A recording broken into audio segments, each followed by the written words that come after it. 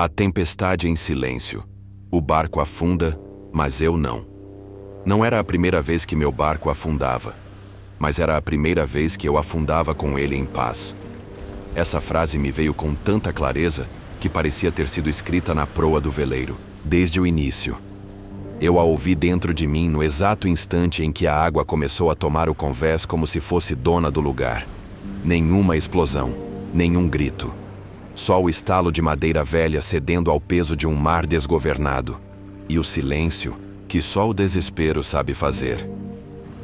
3 dias antes, o céu era limpo como a mente de alguém que acredita ter tudo sob controle. Navegava sozinho há semanas por escolha.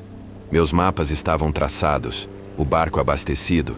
Os ventos do sul pareciam alinhados com os meus planos. Eu buscava um intervalo entre o mundo e eu, como se o mar tivesse a obrigação de me deixar em paz. Mas o mar não deve nada a ninguém. Naquela tarde, as nuvens começaram a se reunir como juízes silenciosos. Não anunciaram tormenta com trovões ou relâmpagos.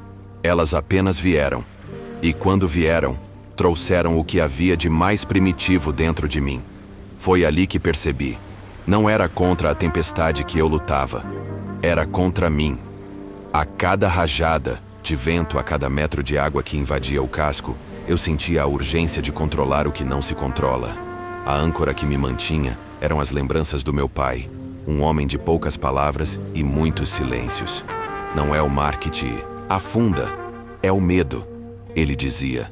Mas naquele momento, nem suas palavras nem o conhecimento náutico me protegiam da realidade. O rádio não funcionava.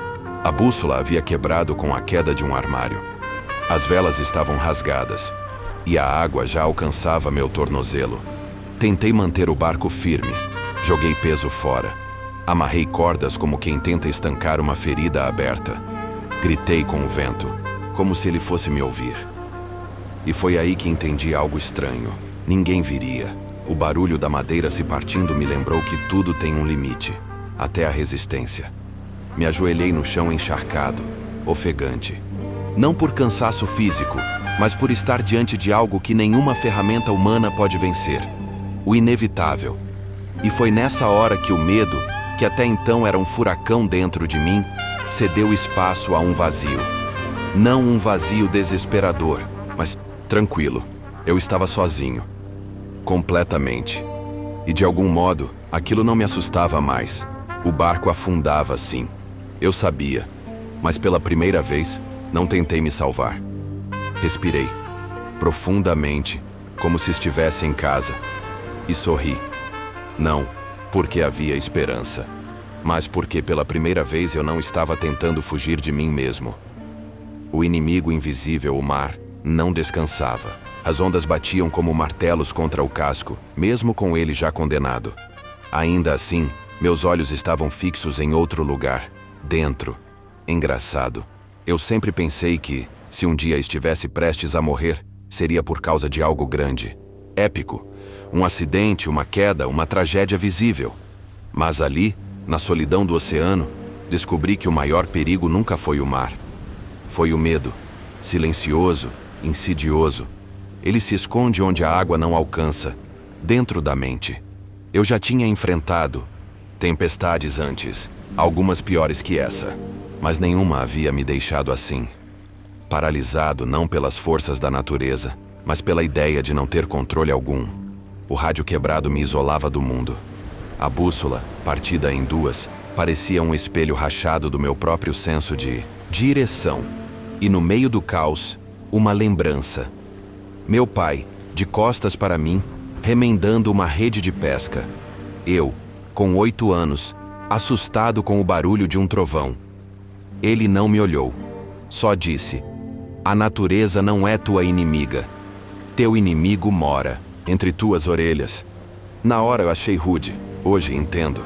Ele me treinava para isso. Não para navegar em mar aberto, mas em mim mesmo. As ondas me balançavam como um brinquedo de criança em mãos nervosas. Cada balanço parecia zombar da minha arrogância por ter achado que controlar o leme bastaria. Comecei a sentir os primeiros sinais da rendição. Os dedos trêmulos, os músculos cansados, a mente começando a repetir as mesmas frases. Você não vai sair dessa. Você está só. Ninguém está vindo. Mas então algo curioso aconteceu.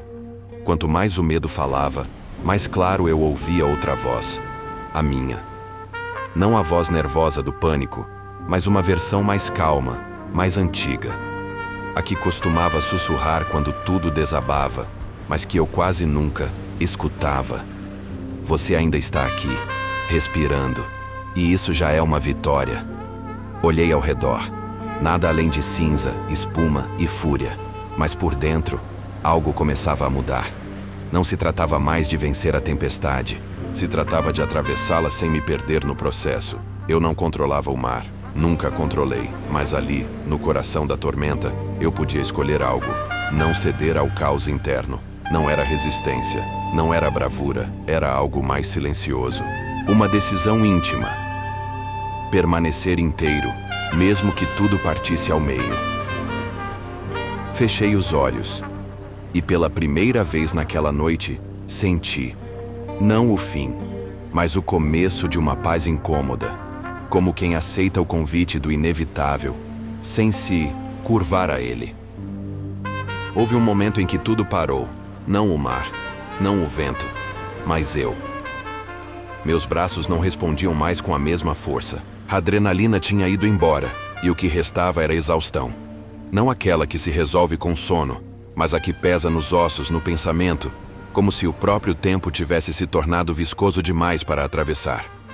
Tentei levantar a vela de Stai, a última que ainda se agarrava à esperança de me manter de pé. Mas bastou um sopro mais violento para que ela se rasgasse de cima a baixo, como uma carta que o destino decidiu recusar. Vi o tecido voar, desaparecer no ar salgado e molhado, como um lenço que se despede. O casco gemeu alto. Uma fratura que doeu em mim como se fosse no peito. Corri até a lateral, mas já era tarde. Uma rachadura de ponta a ponta deixava entrar mais água do que eu podia tirar. A bomba de porão já havia falhado. O balde, meu último recurso, parecia um brinquedo contra a avalanche líquida. Foi aí que escorreguei. Não pela força da onda, mas pelo acúmulo de pequenas derrotas. Caí com força, bati o ombro, senti o gosto do sangue na boca.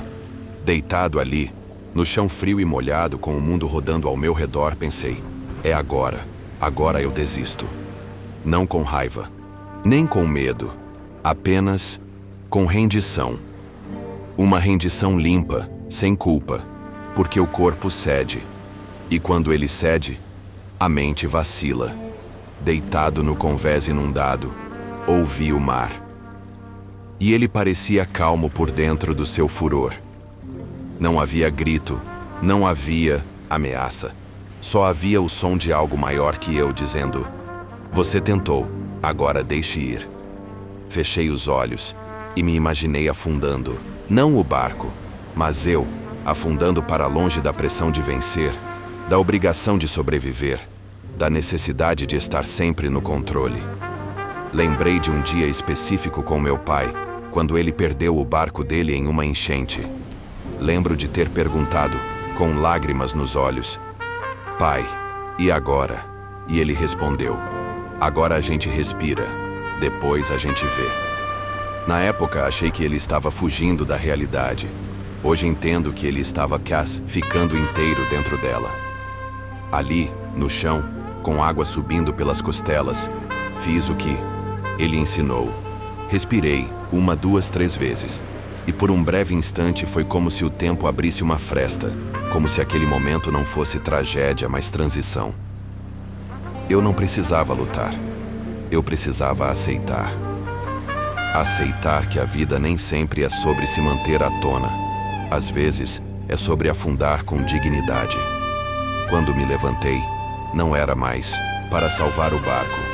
Era só para me olhar uma última vez no espelho d'água que se formava no chão do convés e entender quem eu era, quando tudo o que eu achava que me definia já havia ido embora.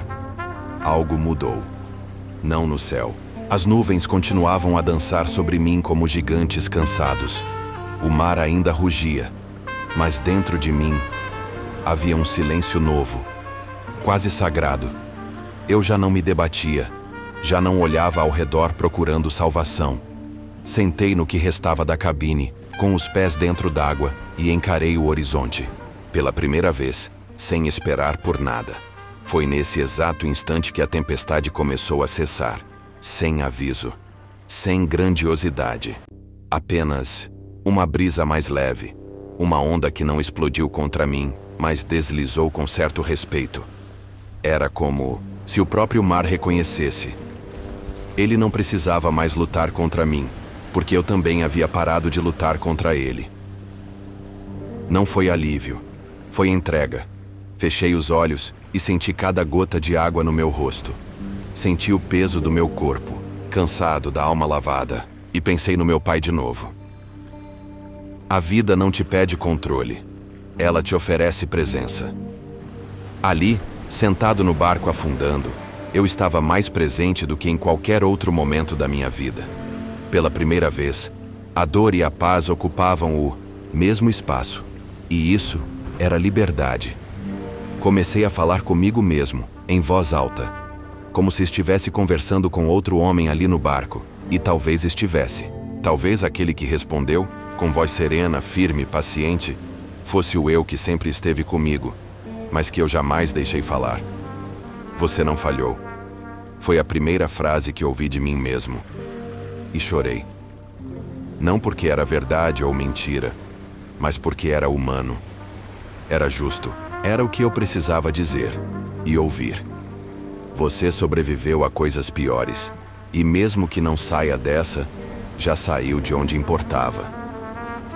Olhei para minhas mãos, cortadas, inchadas, sujas de sal, mas vivas. Eu tinha perdido o barco, mas tinha reencontrado algo muito mais valioso: a capacidade de estar inteiro mesmo no meio da perda.